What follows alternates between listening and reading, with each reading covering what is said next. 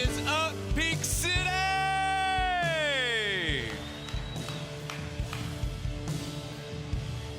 I'll give you one last chance to beat 9 a.m. because you didn't this week. What's up, Peak City? All right. Cannot let 9 a.m. surpass you. And let me tell you, 9 a.m. is usually sleepy. Today they weren't, and they beat you first time, but you beat them second time. It's okay. Hey, if you're joining us online, what's up? We love you. Can't wait to see you in person. If you are new, my name's Petey. I'm the lead pastor here and would love the chance to get to meet you like Taylor said. And I just want to encourage you in the step that you have taken in coming to church and making this a new maybe rhythm in your life to be here on a regular basis. I just want to encourage you that even if you aren't sure what you believe just yet, this is a great rhythm for you to get in for your life. There are so many people here. They're still working through doubts, still working through skepticisms of faith and still figuring out who God really is. And I've just found in my own life personally and the lives of many people in this room that one of the most powerfully transformative things you can do in your life is come and sit under the teachings of Jesus, to discover for yourself who Jesus really is and what he's really all about. So I just want to encourage you in this new discipline that you're starting. Hope that we see your face here on a regular basis. Two things I want to hit before we go into the message. One is not this coming Sunday, but the Sunday after January 30th is our next Baptism Sunday. Is anybody excited about baptisms coming up? Yeah, man. Baptism is when we celebrate people's public declaration of their private decision to start following Jesus. So we set up a baptistry over here. We got several people signed up ready to do it already. We're going to celebrate them. And if you want that to be the day that you publicly declare your faith in Jesus, sign up on the website, and it's going to be a big, big celebration day. So do not miss that. And also want to celebrate what we're going to be celebrating as a country tomorrow. Martin Luther King Jr. Day, we're going to be celebrating that. And we can never neglect the reality of what slavery has done to our country, right? That's the ugliest, most sinful part of our nation's history. And we can't neglect the reality that that still has ramifications today. Right? We can never get away from the reality that racism is still alive. Just because it ain't in the news right now doesn't mean it's dead, right? And so I want you to take tomorrow as an opportunity to pray for the continued healing of our country, continued racial reconciliation and racial justice in our country. And let's make sure we don't let that day go by as just a day when the kids are out of school and we just kind of let it go in one ear, not the other, like every other holiday. Let's actually make it a point to pray for that. And, I'm praying that God continues to grow our church into the kind of church where everyone of every skin color and ethnicity and background feels welcome here. And this should be the representation to our world. The church should be the representation to the world of what racial reconciliation looks like. So we're going to keep praying for that and keep working towards that, all right? Now, all right? Great. We'll get there. If you have a Bible, get to Luke chapter 12. If you don't have a Bible, no sweat. We'll have the words on the screen for you. We are in a series, like Taylor said, all month long, where we're talking about one word that can change your life, and that one word is the word enough. Enough, all right? Last week, we talked about how because of Jesus, you can confidently declare over your life, I am enough. And that's a beautiful thing in a world filled with insecurity and self-doubts and lack of confidence. In a world that's telling you you're worth nothing, you can actually walk in confidence because Jesus loves you. Because of his declared value over your life, you can say, I am enough. It's a beautiful thing to declare over your life. Today, we're going to take this word enough and we're going to see it in a slightly different context today, okay? I believe it's one word today that can change your life. I'm praying for major breakthrough today for some of your hearts and for some of your minds today. But I got to warn you, the first part of the message today, the first part of what Jesus says, the first part of what I'm going to preach to you is the most frequently preached message that you will ever hear, not just from churches, but from the world. I'm talking social media, culture, TV shows, movies. It's the most frequently preached message ever and the least effective. You're like, man, did he show me the first half of his message is not any good? I did. The first half is the thing, you've heard it. When I say it, when I tell you what Jesus is sharing with us, the first part you're going to go, yeah, heard it. It's the most frequently preached message and the least effective. It leads to the least impact. It leads to the least life change. We all know it and we agree with it, but we don't live it out. It's the most frequently preached and the least effective. But the second part, all right, the second part. How many of y'all ever watch a TV show and you're like, you got to get through the first like 4 episodes for it to get good, right? You know, there's some shows, like if you gave up in the first couple episodes, you would have missed an awesome show, right? That's like this. The second part of this message, I believe some of you are going to experience a breakthrough today. And I think that God is going to root some things out of your heart and out of your mind that have been so culturally ingrained into your life. They are so normal for all of us as 21st century Americans to live by. And I believe in the second part of this, what Jesus says, I think it's going to break through your heart and your mind in a powerful way. And I believe it's one word that can change your life. All right, you ready? Luke 12, verse 13. Here we go. Remember, so Luke 12, we're in it all month long. If you weren't here last week, the context of Luke 12 is that Jesus is preaching to thousands. Right? There are thousands of people, we learned last week, that were trampling over one another to get close to Jesus. He's got thousands of people surrounding him, and he's getting ready to teach them. And as he's getting ready to teach them, this dude stands up. I love this part. Verse 13. Someone in the crowd, some punk in the crowd, said to him, "Teacher, tell my brother to divide the inheritance with me." And Jesus replied, I love his response, "Man, who appointed me a judge or an arbiter between you?" And then he said to them, Jesus says to them, the crowd, he turns, he says, "Watch out. Be on guard against all kinds of greed. Life does not consist in an abundance of possessions." Okay, now pause. Such an interesting setting. Can you imagine? Thousands gathered to hear one guy preach, and all of a sudden someone stands up and yells, "Jesus, tell my brother to share the inheritance with me." This guy drags his family drama out into the middle of broad daylight for everyone to see. I mean, this is some family drama. This ain't just regular family drama. This family financial drama. That's some like Dutton family drama. That's some Yellowstone stuff. You're like, am I allowed to say that we watch Yellowstone in church? You watch it at home, so you can say you watch it in church. But it's some Dutton family drama, man. It's some intense, like, family financial inheritance. Ooh, that's some intense drama. Like, you got to know, when he said that, it was so socially inappropriate, right? Like, everyone sitting around him would have been like, ooh, gosh, this is embarrassing and uncomfortable. I came to church on the wrong day. And Jesus, I love Jesus' response. He's like, I ain't getting in that mess. He's like, I ain't touching that with a 10-foot pole. No, man, who appointed me to be your judge? Right? Because he knows this is some intense family drama that has divided the family. Right? Because the only way that this guy would bring up this kind of family drama in broad daylight is if it was fueled by something really serious. Right? So we know, we don't know the actual guy's name, we don't know his family background, but we can surmise a lot from the situation, right? We can see that there was an inheritance that got passed down from mom and dad.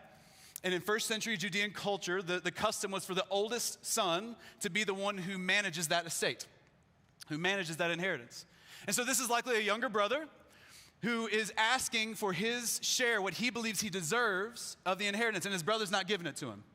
Now, the only reason that he would bring that up with such reckless abandon in front of all these people would be if he was desperate. Right? He had to be desperate. Otherwise, he would just settle it with his brother behind closed doors. Right? Like, his brother had to believe. The reason he would drag this drama out into broad daylight is that the brother had to believe deep down that he doesn't have, here it is, enough. He had to believe deep down that he needed that money, that there's no way he could survive without that money. He didn't believe that he had enough. Now and he believes it so much that he's willing to lose the relationship with his brother, because that's what's going to happen. If Jesus steps in and solves this, the relationship is over. It'll be a permanent dividing line in the family. Now, you can also assume some things about the brother in this situation, the older brother, right? Because he must believe that he doesn't have enough. Because if he had enough, again, he would settle it behind closed doors. If he had enough money, he'd be like, come on, who cares? Yeah, here's a percentage of it, take it, go. Right? Both these brothers, their family is being ripped apart because neither one of them believe that they have enough. Now, Jesus, he's smart. He's like, I ain't touching that one. I ain't getting in the middle of your family drama. However, he does use it as a moment to teach. He says, no, I'm not going to be your judge. I'm not going to get in the middle of that. But then he turns to them, the thousands that have gathered. And he says to them, watch out. Be on guard against all kinds of greed. And greed is a big word. Greed's a word we reserve for the most evil, right? Like greed's a word that you reserve for the villains, the ones who sit on their millions and hoard it and won't give any of it away. Like that's greed, right? But similar to last week, like if you were here last week, Jesus said, be on guard against hypocrisy. And we said hypocrisy is a big word that we reserve for the worst of the worst. But really, come on, we know this. Hypocrisy exists in all of us. Hypocrisy is just that distance between the real you and the you that you project to be. And we've all got it. There's always some distance, but we got to fight to keep that distance as short as possible. Similarly, greed, it sounds like something horrible, but it exists in all of us. This is why Jesus says, be on guard against all kinds of it. Because greed comes in many forms. Greed, there's all kinds of it. And it exists in every single one of us. See, greed actually looks less like a villain sitting behind his desk in his evil lair with his millions of dollars. Greed looks a lot more like driving past that house on the way home and going, man, one day I'm gonna have a house that nice. And then you come home and you look at the house you got and you're like, oh, it's just not me. One day I'll have that, right? Greed looks a lot more like reaching on that car. You went a little above what your budget can afford, but come on, you deserve it, right? See, greed comes in all kinds of forms. Greed is that sinking feeling you get when the stock market looks like a bloodbath and you're looking at your investments, you're looking at your retirement. See, greed takes on all forms. Greed looks a lot more like having that X number in your head, like, man, if we could just make this amount of money, we'd be set. Right? Or envying someone or being jealous, or honestly resenting someone who's a little wealthier than you.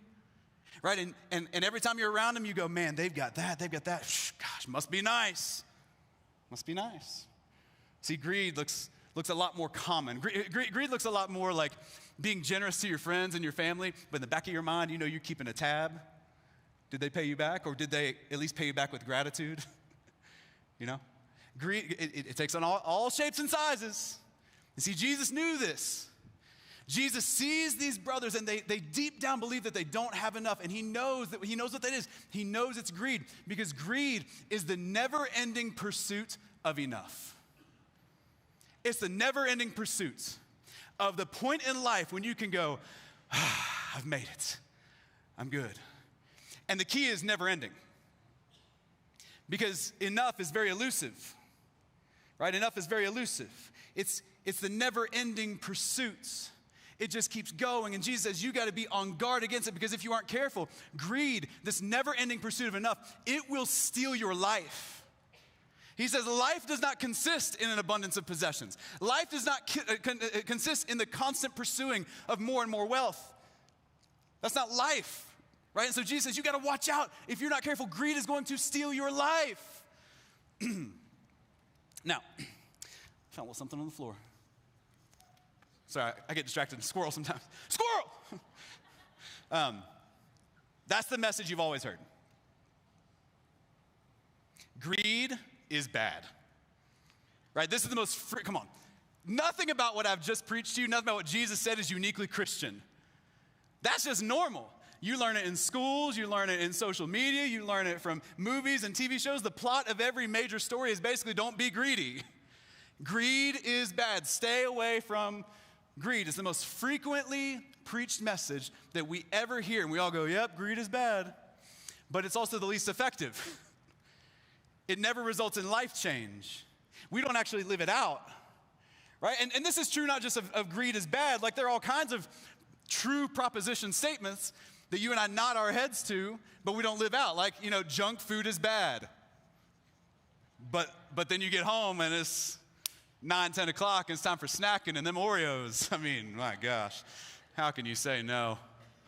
I mean, come on, like we know it's bad. Like we know overspending is bad, right? But have you been to Target lately? Target, as my wife calls it. Makes us feel fancy. You can't get out of there without spending $200, man, on anything. It's amazing. Like, we believe, like, we nod our heads at things all the time, but we don't actually live them out. This is another one. Greed is bad. We go, yep, I know that's bad. But, man, have you seen what money can do for you? Right? See, the reason we nod our heads, but we don't actually live it out, is because we're observant people. And we see what money can do for you. Come on, we're going to talk about real things today. We're going to talk about it like we always do. We're not going to sugarcoat it. We're not going to spiritually coat this thing better than it really is. People say money can't buy you happiness. Really? Because I've seen money might not be able to buy you happiness, but money can sure as heck solve some problems. It can make life a little smoother, right? And see, we see that, we go, yeah, greed is bad, but we see what money can do for us, and then we observe the world around us, and we see that everybody's making money. I mean, come on, people printing it these days. It seems like everybody's got a six-figure side hustle. Everybody's making money off real estate. Everybody's making money in the stock market. Everybody's doing this. So we go, man, money would make my life easier, and everybody's making it. So yeah, I know greed is bad, but come on, when we observe these things, this is why our culture is defined by one word right now, and it is the word hustle. Hustle, hustle, work, work. Take that work phone call at all hours of the night. Say yes to that next deal. Like, just do whatever it takes to keep earning, get the promotion. Do whatever you can to position yourself to make as much money as possible. We are a hustle-obsessed culture. We work and we work and we work. Because, guys, here it is, the uncomfortable truth. We are no different than these brothers. The reason we hustle, the reason we work, the reason we're worried about our retirements, the reason we're trying to, pursue passive income is because deep down, we don't believe we have enough. And we believe if we could just get enough, if we could just get there, life would be so much easier, right? Most frequently preached message, least effective. Now, Jesus is going to tell a story. The second part, you made it through the first 4 episodes. Now it's time for the good stuff. The second part of this, what Jesus is about to say, I believe is where he's going to do heart surgery on so many of us in the room. He did it first service. I believe he's going to do it second service. Heart surgery. I'm telling you what he is about to say. I'm praying that the story he shares next, what he shared with them 2,000 years ago, I'm praying that 2,000 years later, it's a story that shakes you to your core, that becomes a rock in your shoe that you can never shake, that you can never look at your money, your finances, and this word enough the same ever again. It's that powerful, all right? It's a story. And it is so brilliant. Let me share it with you. Brace yourself, heart surgery, about to start. It says this. He told them this parable. The ground of a certain rich man yielded an abundant harvest. And he thought to himself, what shall I do? I have no place to store my crops. Now pause for a second. Do you see how brilliant Jesus is? Oh my gosh. He's talking to a bunch of people who are worried about having enough. They're in the never-ending pursuit of enough. He knows that him just saying greed is bad ain't gonna work. It's not gonna get through their thick skulls and their thick hearts. So he says, here's what I'm gonna do. I'm gonna tell you a story about a man who isn't in pursuit of enough. I'm gonna tell you a story about a man who has more than enough. Let me tell you what it's like when you get to that place in life that you're dreaming of, when you have more than enough and you're set. Let me tell you a story about what happens with that guy. And this is a guy who is loaded, right? He's loaded. This is like Bitcoin 10 years ago guy that just saw the future, and he's just sitting on money. Doesn't know what to do with it. He's got so much, right? In fact, we see in the next verse, look at what he says. He says, what shall I do? I have no place to store my crops. Then he said, this is what I'll do. I'll tear down my barns and build bigger ones. And there I'll store my surplus grain, and then I'll say to myself, you have plenty of grain laid up for many years. Take life easy. Eat, drink, and be merry. That's the good life, isn't it? I mean, come on, that's the life we all want. That's like, when we think of enough, when we think of the endless pursuit of enough, we think getting to the place where we can sit back and eat, drink, and be merry and just enjoy. Just take a load off, right? And it looks different for everybody, right? Some of y'all, if you got to enough, like how many of you, by show of hands, you'd have a beach house? You're a beach person. Yeah. How many of you are mountain people? You want to have a house up in the mountains. How many of you want both? Yeah, 2 hands raised up there. Let's go, We all got that different idea. Like how many of you would be city life people? You want to be in the hustle and bustle of culture and city, by show of hands. You want to be, yeah. How many of you want to be away from everyone in complete solitude? Yeah. How many of you want the option of both? Yeah. Man, I'm telling you, man, like for me, if I ever had more than enough, it would just be like, I don't need nothing big, small cabin up in the mountains, but I want it to be like a dope modern cabin, just like a funky piece of art up in the mountains. Complete solitude, family, my wife, my kids, a bourbon in one hand, a cigar in the other. Eat, drink, and be merry, right? It's what we all want. It's the life we're all, and this guy has it, right? He's not just in pursuit of enough, he has more than enough. He has reached the summit of what you and I are hustling and grinding and trying to get to. And then the story takes a really, really bad, tragic turn. It says, but God said to him, you fool, this very night, your life will be demanded from you. Then who will get what you have prepared for yourself? He says, this is how it will be with whoever stores up things for themselves, but is not rich toward God. Tragic turn. And what's interesting, we don't know how old the guy in the story was, but I think we all, as we read it, we all assume he's our age. Right? We all go, man, that would stink to die like right now. I got so much more life to live, right? We don't know how old he is. All we know is that he grinded and he worked and he hustled and he got more than enough, and then the snap of a finger, his life was over. Gone. And what Jesus is trying to get you to do, what Jesus is trying to shake you up and rattle you up to get you to see, is that that's how you're going to feel about your life.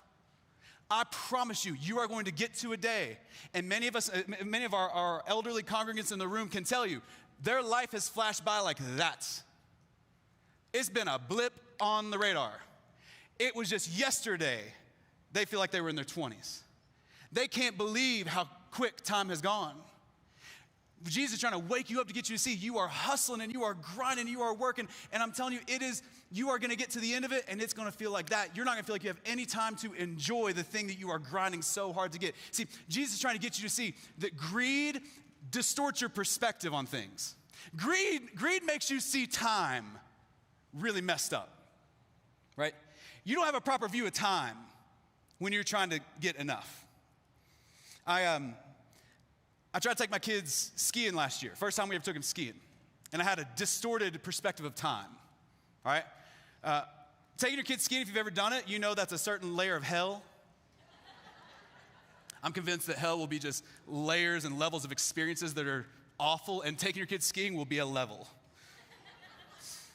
It's awful. And my time perspective was so messed up when I did it, right? Like I thought to myself, all right, here's the deal. Siri tells me 2.5 hours from here to Keystone, so we're going. We'll leave at 6:30, get there by 9. Chairlift opens at 9. We're going to ski till noon. We'll eat lunch. Then we'll ski again from 1 to 4. We'll be home by 6:30. This is a day. This is it. Then my wife and I started doing the thing. We had to wake up like 3 hours early just to pack everything.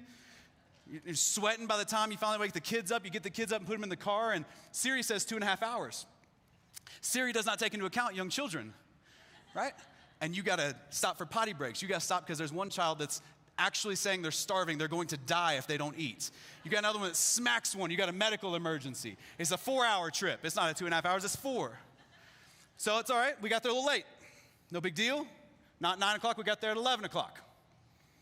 Then you got to get ski gear on the kids. And if you've never gotten ski gear on a child, it is a full body workout. I mean, you're shoving things. You're just like, what is happening? By the time we get their ski gear on and we get close to the lift, it's noon, lunchtime. And conveniently enough, they will charge you $30 for a peanut butter sandwich up there. It's the wildest thing. So you feed them. By the time we actually get to skiing, it's like 1 o'clock. We ski one time down the hill, and all the kids are like, I'm tired, I want to go home. I'm like, you will not go home. You will ski. We went down one more time, I swear, and then 4-hour ride back. We traveled and organized and orchestrated for 10 hours to ski for 90 minutes. It was insane.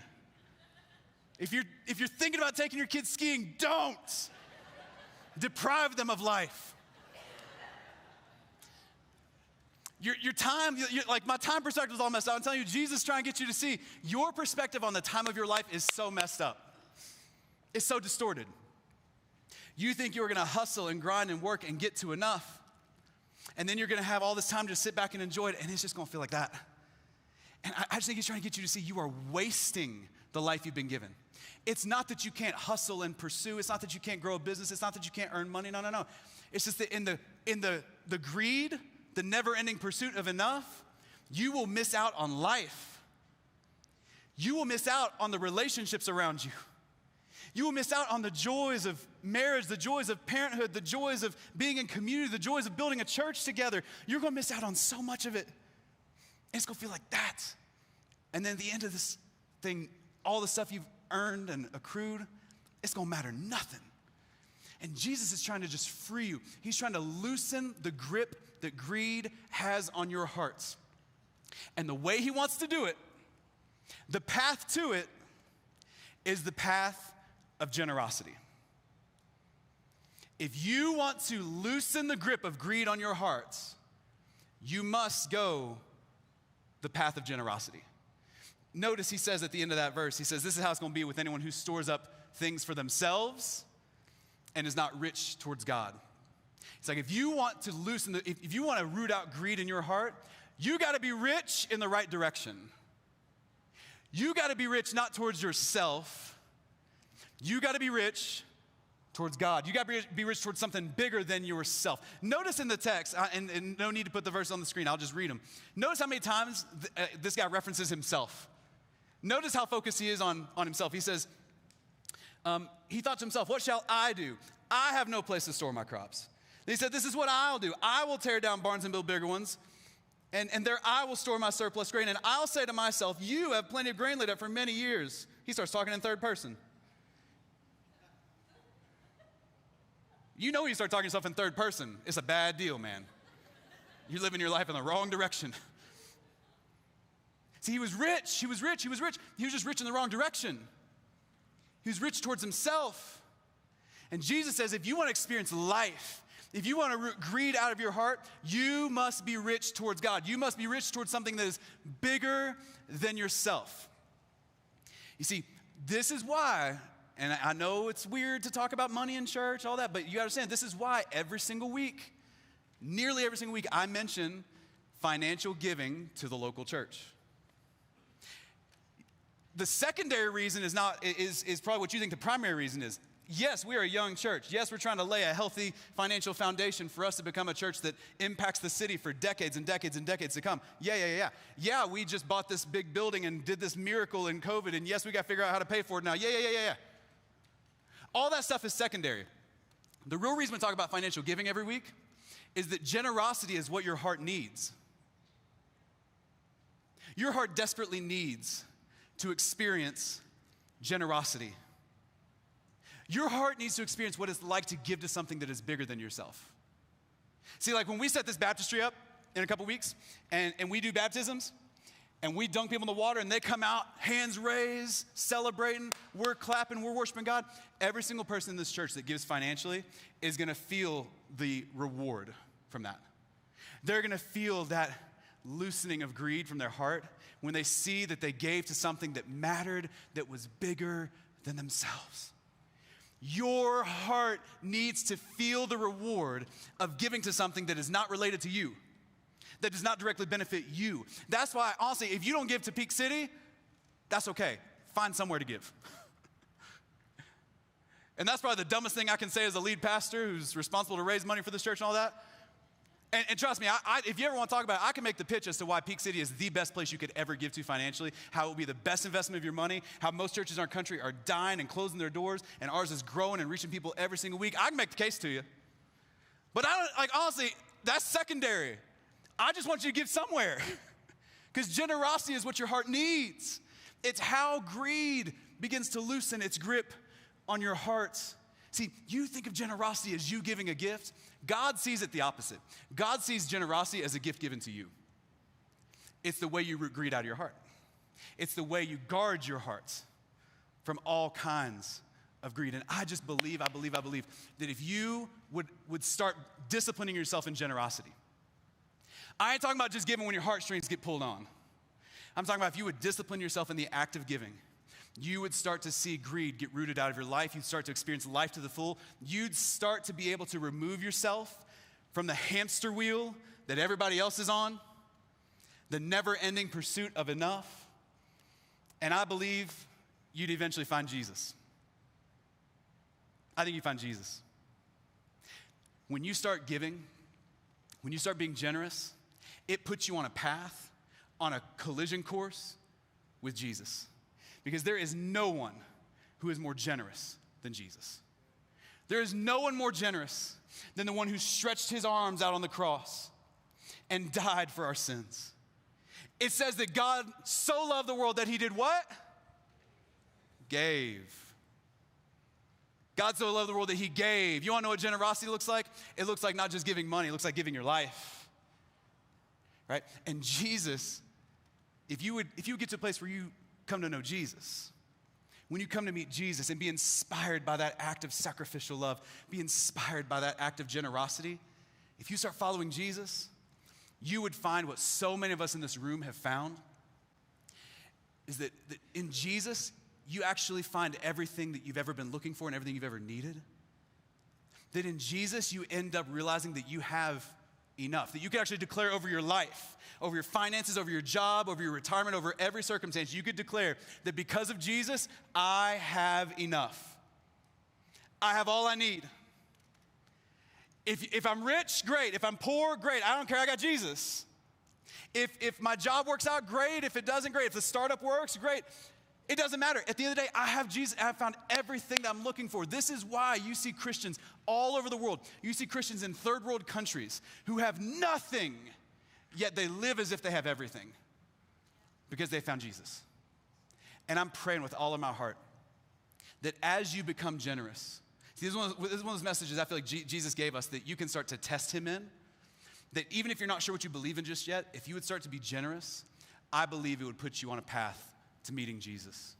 And I think that maybe some of you are there today, in this moment, and that's maybe a decision you need to make today, to start following Jesus.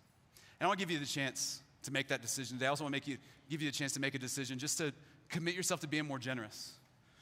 You know, we never let a message go by here. We never let any teaching go by here without taking practical action steps. And so I want to give you the chance to do that today. So if you would, stand with me to your feet. And we're going to have a moment of response where it's a private decision between you and God.